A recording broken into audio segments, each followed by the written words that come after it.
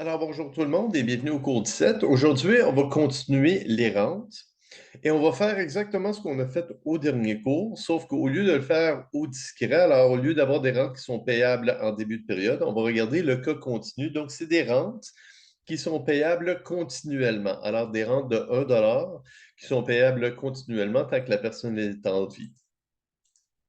Donc, au dernier cours, on utilisait la variable kx, qui était le nombre entier d'années vécues de vie future de x. Aujourd'hui, on va regarder tx et on va regarder des rentes qui sont payables tant que tx est en vie et cesse au décès de x. Alors, la première rente qu'on va regarder, c'est une rente viagère. Alors, c'est une rente qui paye 1 dollar continuellement pendant l'année tant que x est vivant. Donc, ça veut dire que pendant l'année, on paye un pendant l'année continuellement et la rente termine lorsque X décède. Alors, si on a une rente de 50 000 par année, c'est une rente qui est payée de 50 000 qui est payée continuellement pendant l'année, tant que X est en vie et cesse au décès de X. Donc, une petite note avec le cas discret, le plein montant est payé en début de période. Tandis que vu que dans le cas continu, la rente termine au décès de X, alors il va y avoir moins de rente qui va être payée que dans le cas discret. Alors, si Tx, c'est la variable aléatoire du temps de vie futur de X, on veut A bar X, alors petit A bar X, la valeur d'une rente viagère payable continuellement de 1 dollar, ben, c'est égal à l'espérance de. Alors, si notre participant décède à l'âge TX, le montant qui va être payé, ben, c'est une rente qui est payée continuellement pendant TX années. Donc, la valeur de cette rente, c'est 1 moins V à la T divisé par delta. Alors, si T, c'est notre variable aléatoire, on va multiplier alors l'espérance de la valeur de cette rente, ben, c'est 1 moins V à la T divisé par delta fois la fonction de densité de la mortalité TPX mu x plus T. Et donc, si la valeur d'une rente viagère de 1 dollar payable continuellement, c'est égal à l'espérance de 1 moins V à la T divisé par delta, ben, c'est égal à 1 moins l'espérance de V à la T, le tout divisé par delta. Et on a vu, tout comme dans le cas discret, on a regardé c'est quoi l'espérance de V à la T. Alors, c'est la valeur présente actuelle de 1 dollar payable au moment du décès. Donc, en d'autres mots, une rente viagère émise à une personne de X payable continuellement, c'est égal à 1 moins une assurance vie entière divisé par delta. Et donc, si la rente est égale à 1 moins l'assurance divisé par delta, l'assurance, ben, c'est égal à 1 moins delta fois la rente.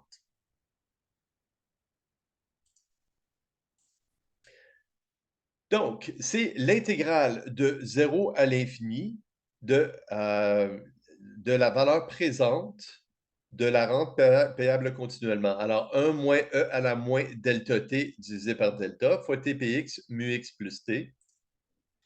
Donc, c'est égal à le delta, on est capable de le sortir de notre équation. Alors, c'est l'intégrale de 0 à l'infini de 1 fois tpx mu x plus t, moins le 1 sur delta qui est exclu, qui est factorisé de notre intégrale, fois e à la moins delta t, tpx mu x plus t. Donc, l'intégrale de 0 à l'infini de tpx mu x plus t, ben, c'est l'intégrale de 0 à l'infini de la fonction de densité. Alors, c'est égal à 1. Donc, c'est égal à 1 sur delta fois 1 moins 1 sur delta fois l'intégrale de 0 à l'infini de e à la moins delta t, tpx mu x plus t. Et maintenant, on veut utiliser de l'intégration par partie pour calculer la fonction de l'intégrale de 0 à l'infini de e à la moins delta t, tpx mu x plus t. Donc, je vous ai montré le raccourci pour que les actuaires utilisent. Alors, normalement, on a une fonction qui est dérivable si on la dérive assez souvent. Une fonction qui est ni dérivable ou intégrable. Donc, on continue de l'intégrer et on continue de dériver tant et aussi longtemps qu'on n'arrive pas tant et aussi longtemps qu'on n'arrive pas à zéro. Alors, et ce qu'on fait, c'est plus moins la fonction dérivable fois sa diagonale moins la fonction qui est dérivable fois sa diagonale. Et on évalue entre les bornes. Par contre, une autre façon de. Alors, si on veut garder l'intégrale, ça devient la fonction qui est dérivable. Alors ici, on n'a aucune fonction qui est dérivable ni intégrale. Donc, on va choisir un de chaque côté. E à la moins delta t, on va la dériver. Alors, si on dérive E à la moins delta t, ça donne moins delta E à la moins delta t. Et si on intègre TPX mu x plus t, ben, ça donne moins TPX. Alors, la dérivée de TPX mu x, TPX, c'est égal à moins TPX mu x plus t. Donc, si on intègre, si on est capable de dériver jusqu'à 0, on va faire plus fonction fois fonction en diagonale, moins fonction fois fonction en diagonale, jusqu'à temps qu'on tombe à 0. Autre chose qu'on peut faire, c'est que dérivée fois diagonale, moins fonction fois la fonction qui est à sa droite. Mais par contre, quand on fait ça, on doit garder l'intégrale. Donc, ça devient 1 moins delta moins 1 sur delta fois E à la moins delta t fois moins tpx évalué entre 0 et l'infini, moins delta E à la moins delta t fois tpx, mais on garde l'intégrale. Alors, l'intégrale de 0 à l'infini de delta E à la moins delta t fois tpx dt. Alors, on garde l'intégrale. Donc, si on fait 1 sur delta moins 1 sur delta, l'intégrale de E à la moins delta t tpx évaluée entre t est égal à 0 et l'infini. Alors, c'est égal à moins 0, E à la moins l'infini. Alors, ici, ce terme tend vers 0 quand on évalue à l'infini. Et la probabilité de survivre à l'infini, c'est 0. Fois moins, alors lorsqu'on l'évalue à 0, c'est E à la moins 0 fois 0 px, alors ça c'est égal à 1. Donc c'est 1 sur delta fois 1. Alors le premier 1 sur delta, on soustrait le deuxième 1 sur delta. Plus 1 sur delta fois toute cette intégrale. Alors 1 sur delta fois l'intégrale de 0 à l'infini de delta E à la moins delta t, tpx dt. Le delta, on peut la sortir de notre intégrale. Alors, notre rente viagère, c'est égal à l'intégrale de 0 à l'infini de E à la moins delta t, tpx dt.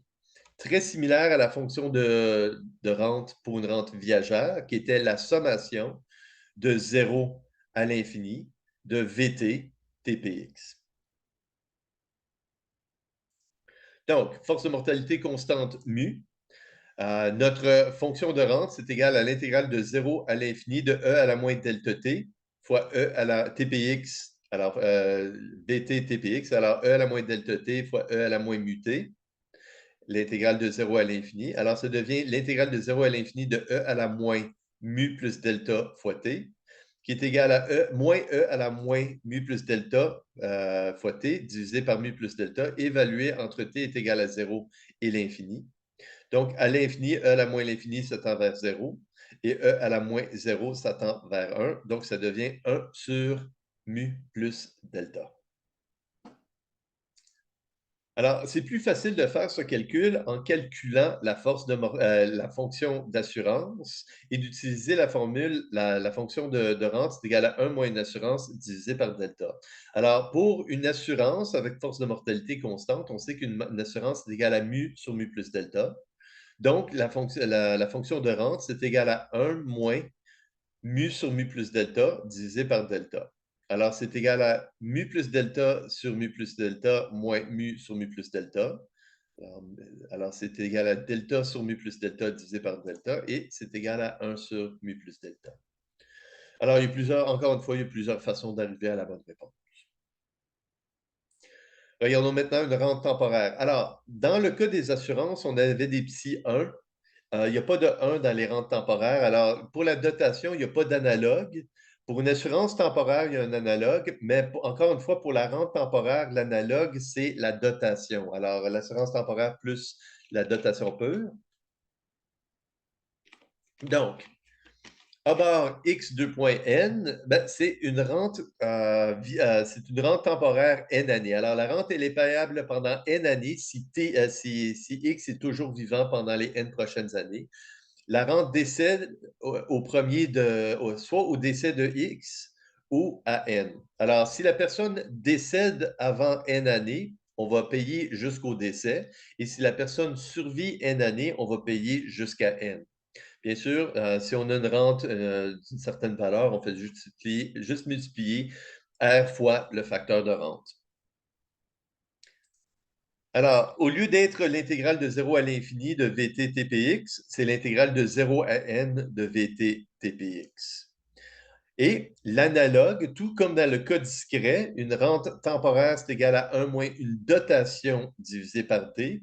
Ici, une rente temporaire continue, c'est 1 moins une dotation continue divisée par delta.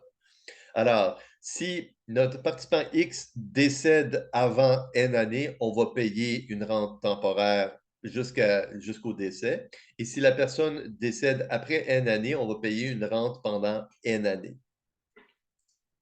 Donc, si la formule de rente, c'est 1 moins la formule d'assurance divisée par delta, l'assurance est égale à 1 moins delta fois la fonction de rente.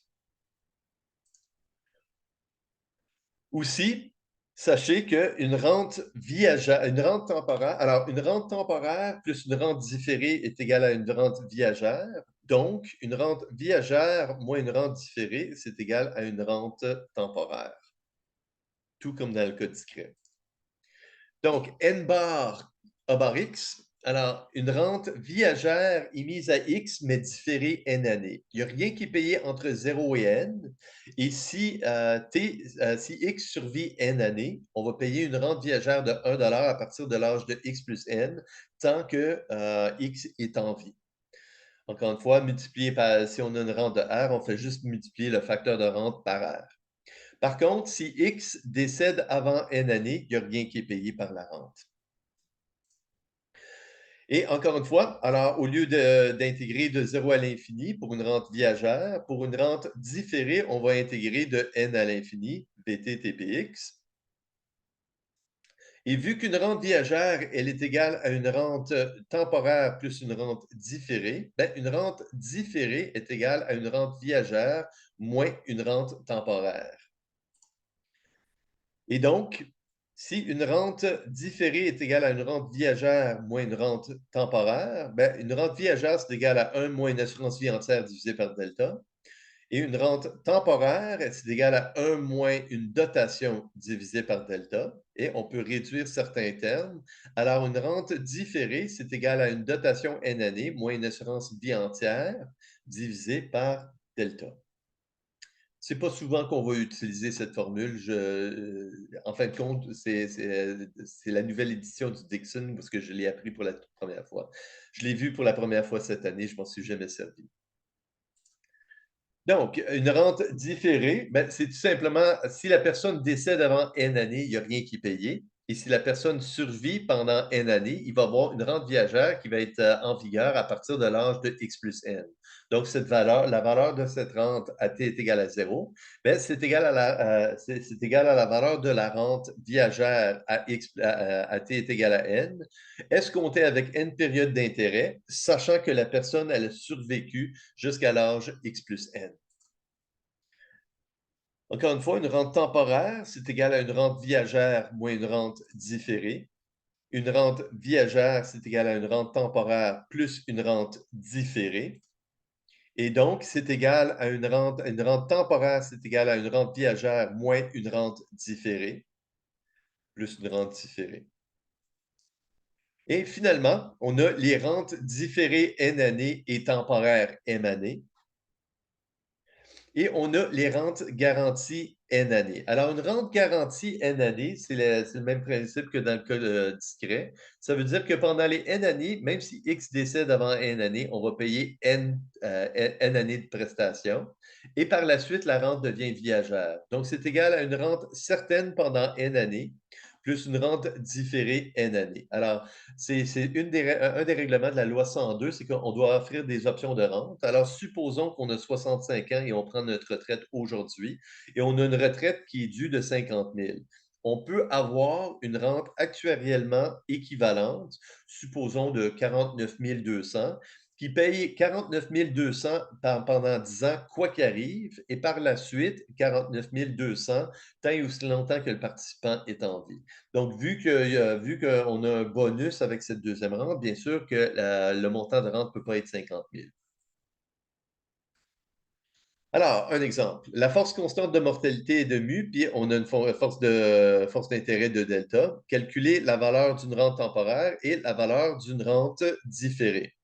Alors, une rente temporaire, c'est l'intégrale de 0 à n de VT TPX. Alors, et une rente différée, c'est l'intégrale de n à l'infini de VT TPX. VT, c'est égal à E à la moins delta T. TPX, c'est égal à E à la moins mu T.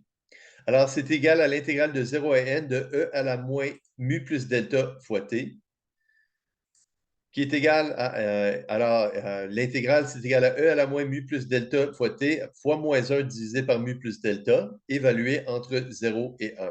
Alors, c'est égal à 1 moins E à la moins mu plus delta fois n divisé par mu plus delta. Pour une rente différée n années, on va intégrer de n à l'infini. Alors, la fonction e à la moins delta t, e à la moins mu t. Alors, ça veut tout simplement, on va avoir la même fonction, mais ça va être évalué entre n et l'infini. Donc, c'est l'intégrale de n à l'infini de e à la moins delta t fois e à la moins mu t dt. Alors, c'est égal à l'intégrale de e à la moins mu plus delta fois t, qui est égal à moins e à la mu plus delta fois t divisé par mu plus delta, évalué entre n et l'infini. Donc, à l'infini, e à la moins l'infini, ça tend vers 0, plus e à la moins mu plus delta fois n. Alors, c'est e à la moins mu plus delta fois n divisé par mu plus delta. Et bien sûr, une rente viagère, c'est égal à une rente temporaire plus une rente différée. On a calculé la valeur d'une rente temporaire. On a calculé la valeur d'une rente différée. Donc, une rente temporaire plus une rente différée, ça donne une rente viagère. OK, le cours d'aujourd'hui n'était pas long, surtout quand on fait juste expliquer les réponses au microphone.